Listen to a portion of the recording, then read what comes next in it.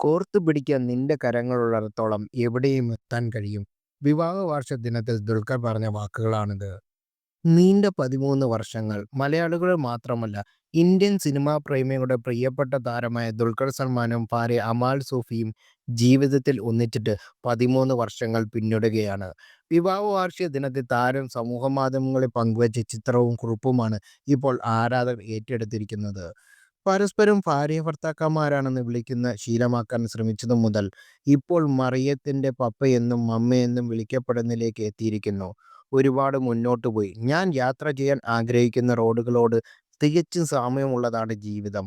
വളവുകളും തിരിവുകളും കയറ്റിയിറക്കങ്ങളും ചിലപ്പോൾ സ്പീഡ് ബ്രേക്കറും കുഴികളും ഉണ്ടാകാം. എന്നാൽ അവ മികച്ച സമയങ്ങളിൽ ഏറ്റവും മികച്ച കാഴ്ചകൾ സമ്മാനിക്കും. കോർത്തുപിടിക്കാൻ നിന്റെ കരങ്ങളുള്ളിടത്തോളം എന്റെയും എവിടെയും എത്താൻ കഴിയുമെന്ന് ഞാൻ വിശ്വസിക്കുന്നു. ഇത്ര കാലം എത്രയും മിസ്റ്റർ ആൻഡ് മിസസ് ആയിരിക്കും. 13ാം വാർഷിക ആശംസകൾ ദുൽഖർ സൽമാൻ ഫേസ്ബുക്കിൽ കുറിച്ചു.